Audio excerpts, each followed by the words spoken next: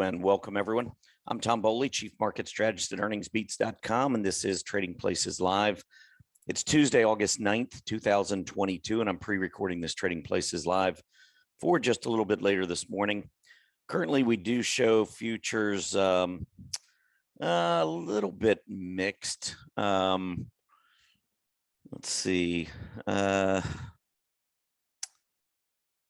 Right now, the futures, we've got actually, they've all gone red. The Dow was actually a little bit green. The Dow futures currently down 10. S&P 500 futures down about 8.25. NASDAQ futures down 65. Crude oil prices back up another $1 today. Yesterday, they finished back above $90 a barrel today. They're above 91, approaching 92. The 10-year Treasury yield up 3 basis points, 2.79%. So that's kind of where things sit right now. We do still have more than an hour and a half before we have the opening bell, so things can change, but that's where the market sits right now. Let's go through today's agenda. We'll start off with the daily market recap for Monday, then we'll jump into talking technically. I'm going to introduce trade setups. This is going to be something that I'm contemplating right now. Talked a little bit last night at an event we had at Earnings Beats. It was our sneak preview of our top 10 stock picks. And our top 10 stocks, what we do is we draft, what I call draft, 10 stocks into each of our portfolios. And we hold them for 90 days, those 10 stocks.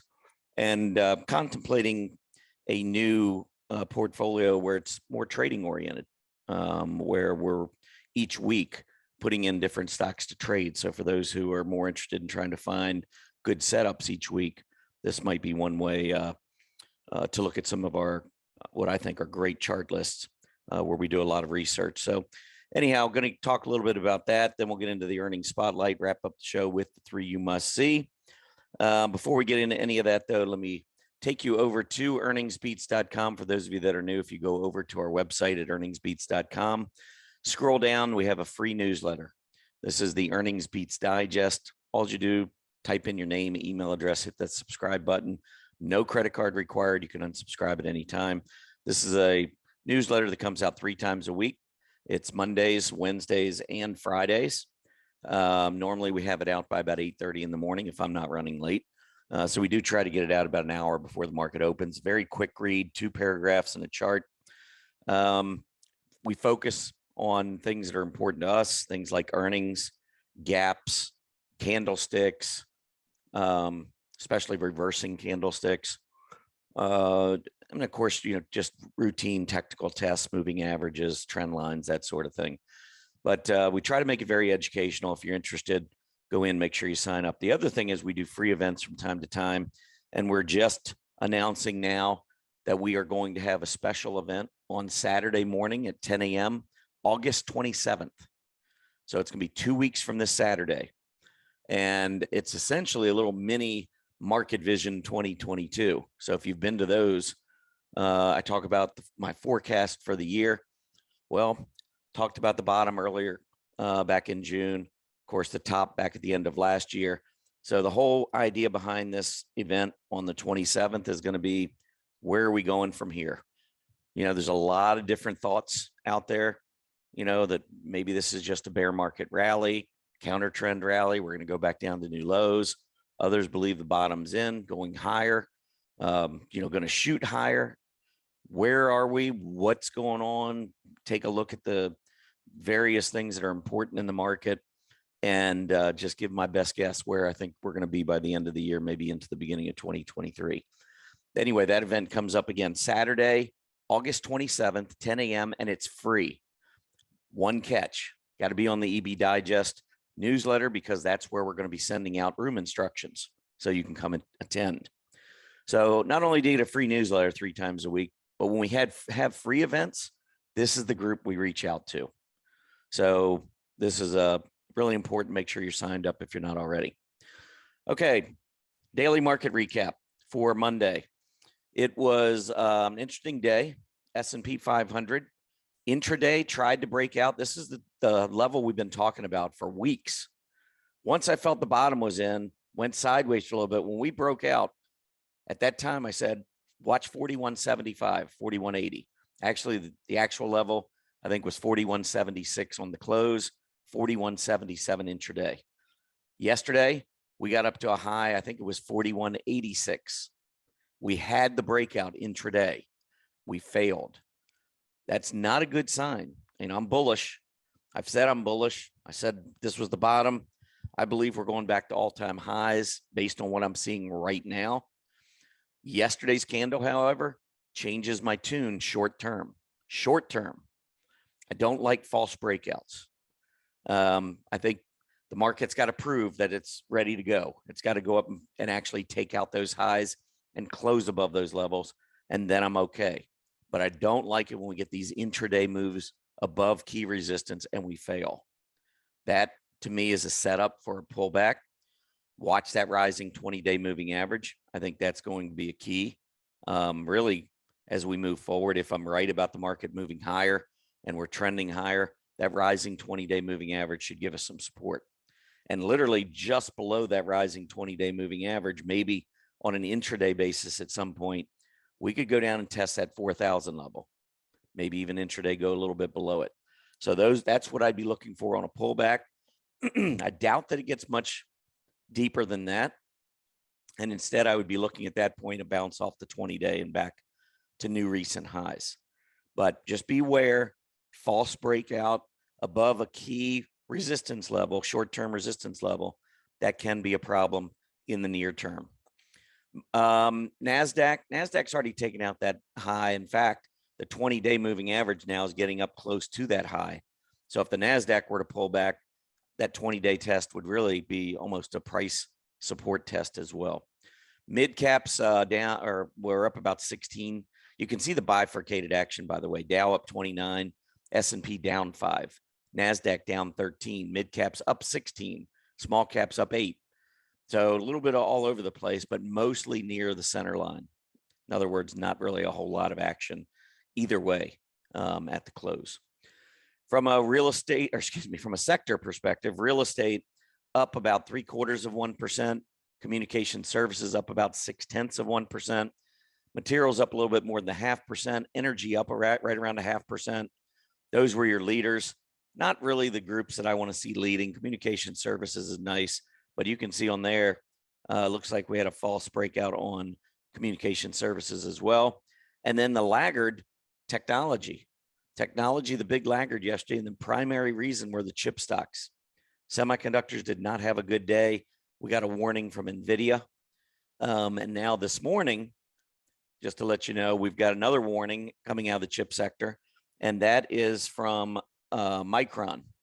So Micron, I didn't really get past the headlines. I thought I saw something on it though. Trying to see if I can come up with. No, I'm not seeing it. It was just I thought it was a mild warning, but I do know that Micron is down this morning.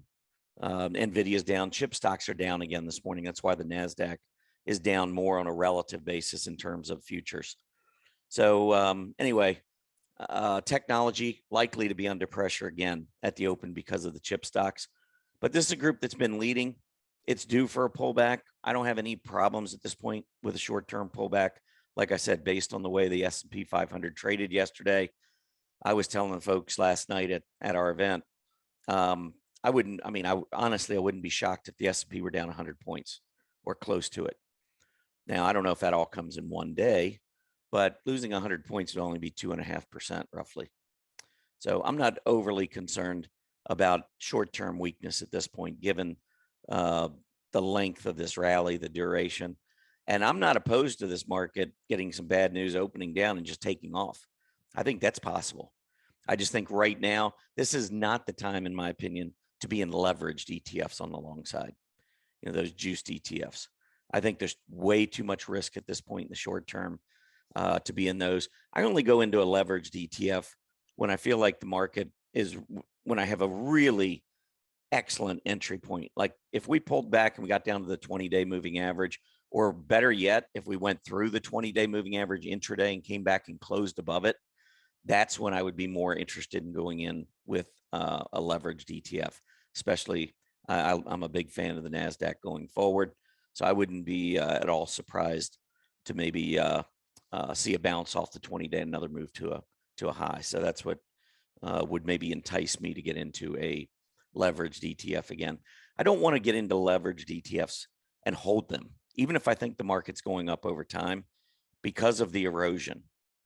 I mean, you'll still do okay, but if I'm wrong about the market and it churns and chops, you're going to lose money. Even though you go sideways in the market, you'll lose money in a leveraged ETF from the up and down. That's just the way they work.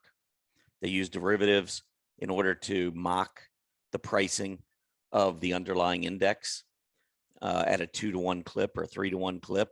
And so when you think about derivatives or options, they lose value over time. And so you do have some erosion. I'm not a fan of holding leveraged ETFs. I talked about that many, many, many years ago, before the brokerages even started warning about it. I had done research on it.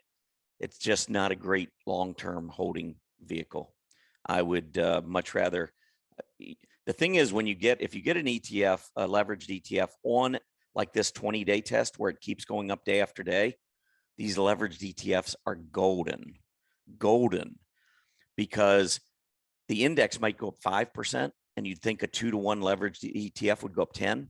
Sometimes it'll go up 11, because it's the compounding nature when they keep going up without any pullbacks. So very interesting. We could have a whole nother show on that, but I want to keep moving on. But anyway, just wanted to let you know that's where we stand today. Don't be surprised by short-term selling, but it doesn't change my view that this market's going higher. All right. Let's move on to the 10-year Treasury yield. The only economic report out this morning is productivity. That'll be out shortly. Probably by the time you get this, it should be out. The 10-year Treasury yield, I think, still is in a downtrend until proven otherwise. If we were to get back up maybe through this gap resistance closer to 290, then I would start thinking more sideways consolidation.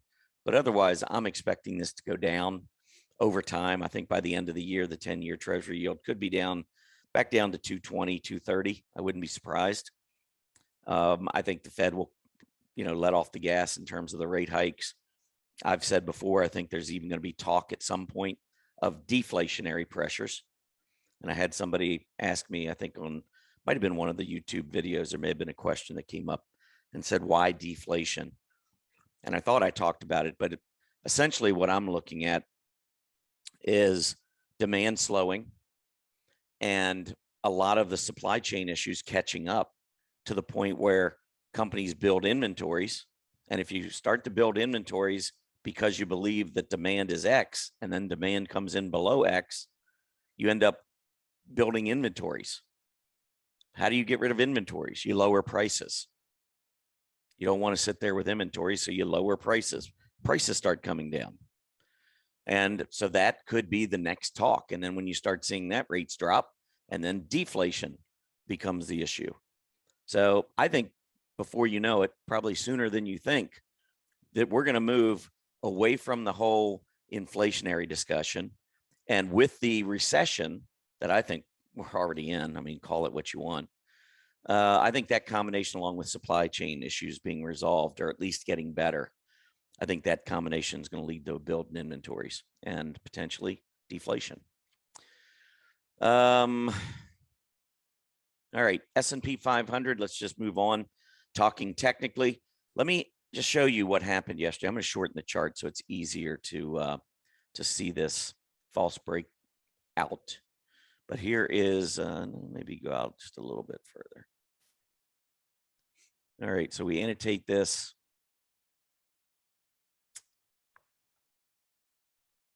And put that price support resistance line right here. So you can see right at about just under 4,200. That was actually 41.76 close. Look at the intraday right there.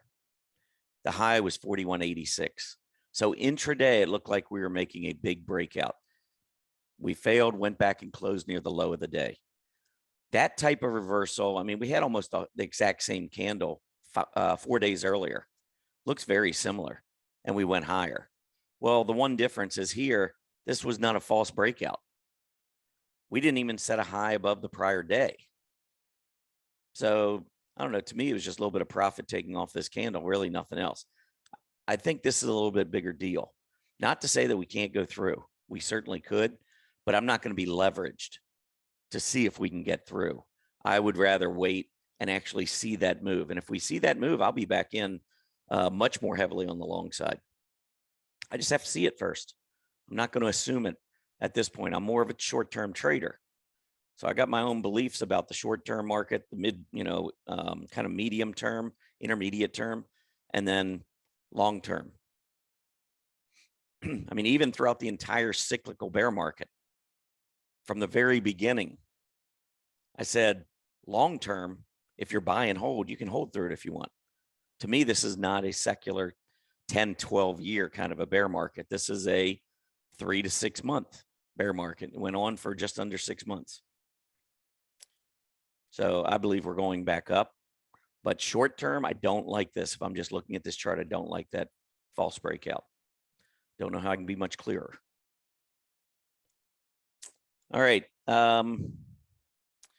So let's move on and talk a little bit about trade setups.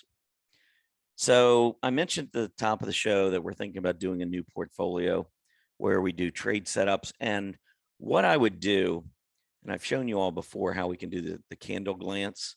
I want to show you the Strong Earnings chart list in a CandleGlance form, just to give you an idea of maybe how I'm going to do a little bit of my research when I go to pick these setups. So when you want to set your CandleGlance, and again, if you're wondering what CandleGlance is, this is CandleGlance mode. When you're looking at your entire chart list and you're doing it in CandleGlance, where you can look at all of them with little snapshots all at one time. So that's what I'm talking about. Now, when you're going to set your CandleGlance, what you want to do is set the chart up however you want to look at it on a CandleGlance. Do you want the PPO? Do you want the AD line? Do you want candlesticks? Which moving averages? Do you want your volume to show? It's going to show whatever you have on the chart when you set it up as CandleGlance. So for this, what I think I'm going to do, I'm going to go back 2 months. So basically make sure I cover this earnings season. I'm going to set it up so that my AD line, I'm going to probably ignore the PPO for this one. So I think what I'll do is do the AD line up top. And then down below, I think I'll do the price. And maybe do symbol industry. So this will just give me relative strength. I'll do that thick line. And let's just see what this looks like. So, oh, I've got the spider. That's why I don't have one. So let's say I do Tesla. Let's see how this works. All right, so I got my AD line. I've got basically the latest price action, my volume bars, and I've got the relative strength versus its peer group.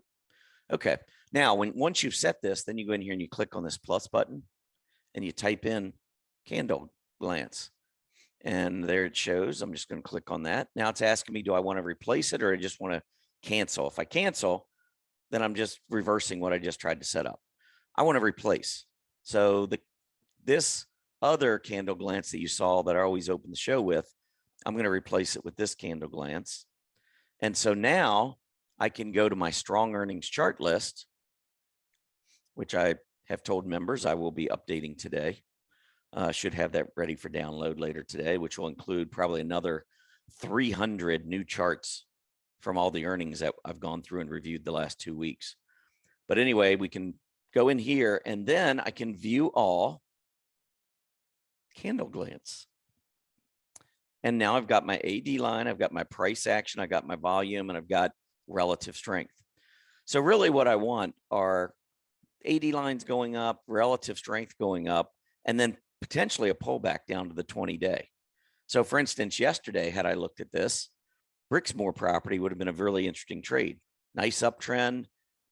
AD line looked good. The relative strength was improving. It pulled back at the 20-day. Nice bounce. Yesterday was up 2%. So that's kind of what I'm looking for. I don't want to chase. If I can get something back at gap support from earnings, that would be even better. Like this Avis budget, I don't know if that was earnings related or if this was the earnings, but let's just assume that this was earnings. We gapped up and went higher, and then we came down, and this comes down and hits gap support and the 20-day moving average. I would be a buyer. That's the type of thing that I'm going to be looking for, and you can see that would have worked out well. And I'll try to find some that maybe would not have worked out well. EPD, there's another one. I think that's an energy group. I'm not really a big fan. Yeah, it's pipeline. Not a huge fan of energy right now with crude oil prices breaking down. But, you know, many of you I'm sure are.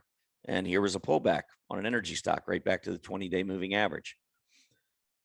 Let's see. Now this one, this was a little bit, you know, we never really bounced off the 20. We went right through it. That's not a great example. CC, this is one currently that doesn't look too bad. It's in the material space. So here's your move up. There was your gap up with earnings. We've come back. We've filled the gap. We're testing the 20-day. I'm not saying this is one I would pick, but this is one I'd consider for sure.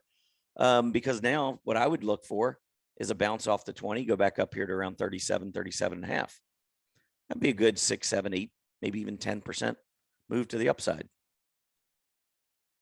To the downside, close below 20, you can get out. So you can keep your stops fairly tight. So that's, again, something kind of what I would be looking for here. Just trying to see if there are others. So here's a stock that gapped up with earnings, just keeps going higher. But at some point, this 20-day is going to come up. It's going to be right at about gap support. And if we were to pull back to, say, 490, we'd be testing gap support maybe at the same time we test the 20-day moving average. That would be a perfect setup for me. I love trades like that. Here was one went up to the 50, came back down, tested the 20. You can see right here, and turns right back up, goes to new high. Now that we're in what I believe is an uptrending market, and you can disagree if you want, that's fine. I don't care if you don't agree with me that the bottom's in. I believe the bottom's in. So it changes my trading strategies. Now I'm not looking for the market to resume and go back down again. So when it pulls back, it's rising 20-day. I'm looking for a move back to the upside to test the recent high, maybe break out again. So these pullbacks, the 20-day, in my opinion, are buyable. Now that this one, I don't know if I would have done simply because not really showing a lot of relative strength. AD line did start to just pick up, but it had been downtrending. So this one may have been a little bit, even though it worked out beautifully, I don't know if I would have actually pulled the trigger on that one. I'm trying to find some others though with volume, and these are from way back. So let me try to go back. Let's try to go forward a little ways here. Try to get closer to the end. These are in chronological order, by the way. So the first ones that I was just looking at up the top, those would have been stocks that were added probably 2 or 3 months ago to the Strong Earnings chart list. And they may have even already come up with earnings again. And so they really need to be deleted off this list. And then I go through and I review earnings and update and add, and might be coming right back on if it was another earnings beat and revenue beat. Let's see, what else do we have here? Look at some of the more recent ones. Just trying to look real quick to see if something catches my eye. And this is about how fast I go through, by the way, when I'm looking for something that's interesting. That's why I can go through a lot of charts in a day. I think this feature, CandleGlance, is pretty cool.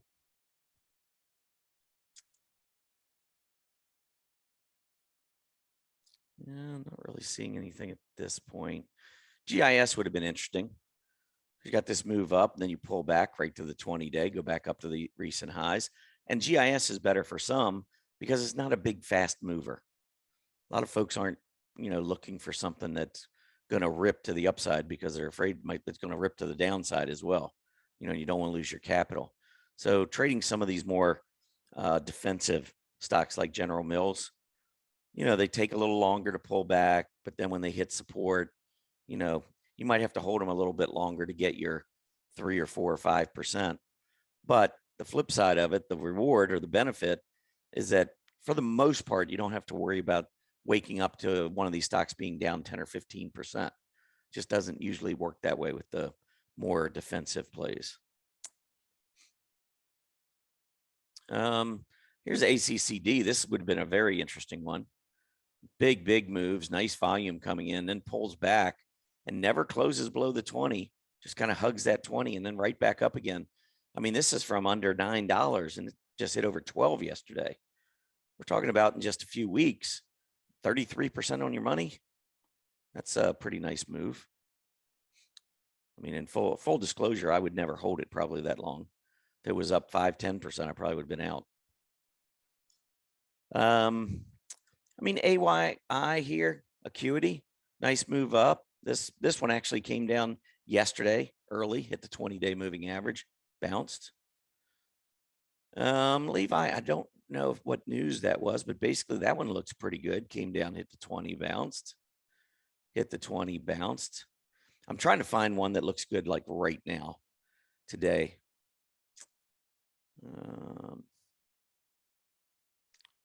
Not really seeing one.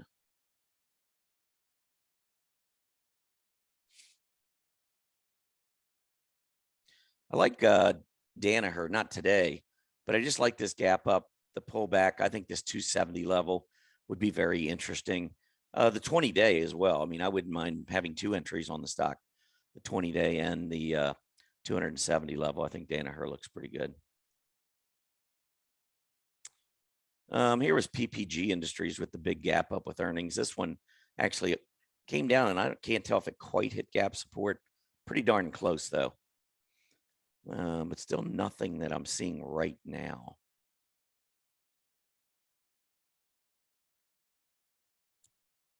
Yeah, MedPace, this is one I've talked to with members.